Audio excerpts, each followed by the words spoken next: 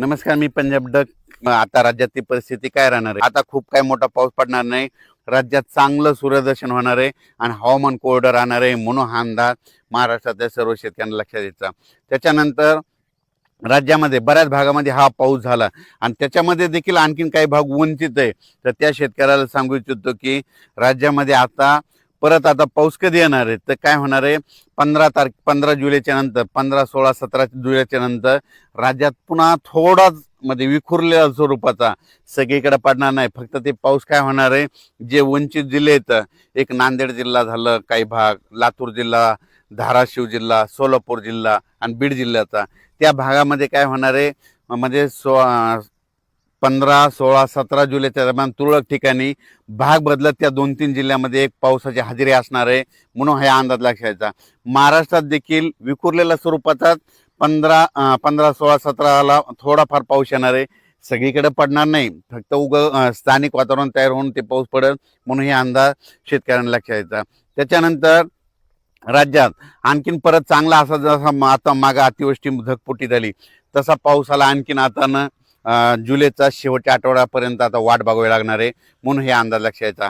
आता ज्यांच्याकडे सोयाबीन असेल तर त्यांनी काय करायचं, आता जमिनीमध्ये ओल भरपूर आहे, 10-12 दिवस झाले असेल तर तुम्ही तुमचं तणनाशक फवारू शकता, कीटकनाशकाच्या फवारणी करू शकता, डवरणी वखरणी करू शकता म्हणून शेतीची कामे करून घ्यावी. पण राज्यात मात्र आता मुंबईकरांना आता या पावसापासून सुटका भेटणार आहे. तिकडे देखील उद्यापासून एकदम हवामान कोरडं होणार आहे म्हणून मुंबईकरांसाठी आनंदाची बातमी, नाशिक जिल्ह्यासाठी आनंदाची बातमी, पुणे जिल्हा, घाटमाता, कोल्हापूर जिल्हा तिकडे देखील आता परत पूर काय वाढणार नाही म्हणून त्यांच्यासाठी देखील आनंदाची बातमी. हे जे लो प्रेशर होतं, हे लो प्रेशर गुजरातकडे जाणार आहे. गुजरातमधून काय होणार आहे, इंदोर मध्य प्रदेशकडे जाणार आहे. मध्य प्रदेशकडून काय होणार आहे, उत्तर प्रदेशकडे जाणार आहे. उत्तर प्रदेशकडून इकडं नेपाळ ह्या तिकडं जाईल आणि तिकडं स्थिरावं, पण त्याला स्थिरावायला आणखीन 4 दिवस लागतात. चांगलं वारं सुरुवात होईल आणि ते शांत होऊस तर परत पुन्हा काय आता एखादी प्रणाली तयार होत नाही म्हणून हे अंदाज लक्षात द्यायचा. सगळीकडं चांगलं हवामान कोरडं राहणार आहे म्हणून हे अंदाज लक्षात द्यायचा. फक्त 15, 16, 17च्या दरम्यान परत एकदा पावसाळी वातावरण तयार होईल, पण तो इतका पाऊस असा जोराचा पडणार नाही, फक्त तुरळक भागातच विखुरलेल्या स्वरूपाचा ते असणार आहे म्हणून हे अंदाज लक्षात द्यायचा.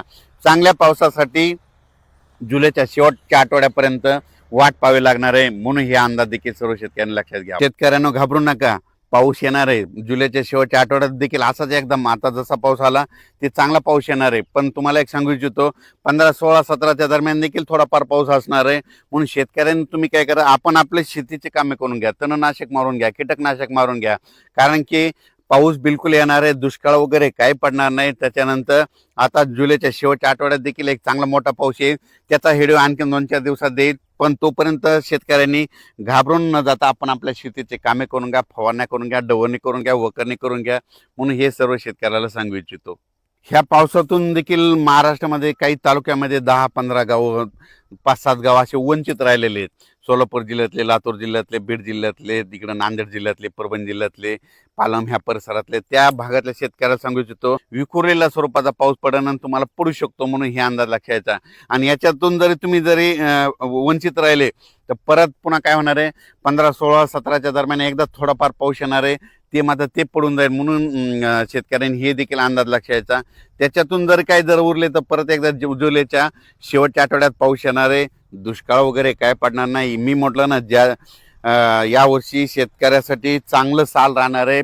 परत एकदा काय होईल, बंगालच्या खाडीमध्ये परत तिकडे काय होईल, भुवनेश्वर आणि चेन्नईच्या दरम्यान परत एखादं चक्रवादळ तयार होईल आणि ते पाऊस इकडे येईल. आपल्या महाराष्ट्राला यावर्षी काय होणार आहे, काही अर्ध्या भागाला पुरेपूर पाऊस येणार आहे आणि मुंबईकडे काय होणार का, याच्यापर्यंत अहिल्यानगरपर्यंत अरबी समुद्राचा पाऊस येणार आहे. हे मग आपल्याला खालून पाऊस पुरेपूर येत असल्यामुळं यावर्षी चांगला पाऊस पडणार आहे. शेतकऱ्यांनी घाबरून न जाता आपण आपल्या पेरणीचं आपलं तयारी ठेवावं, पिकाचं संरक्षण करण्याची काळजी घेणे सगळ्यात महत्त्वाचं गरजेचं आहे.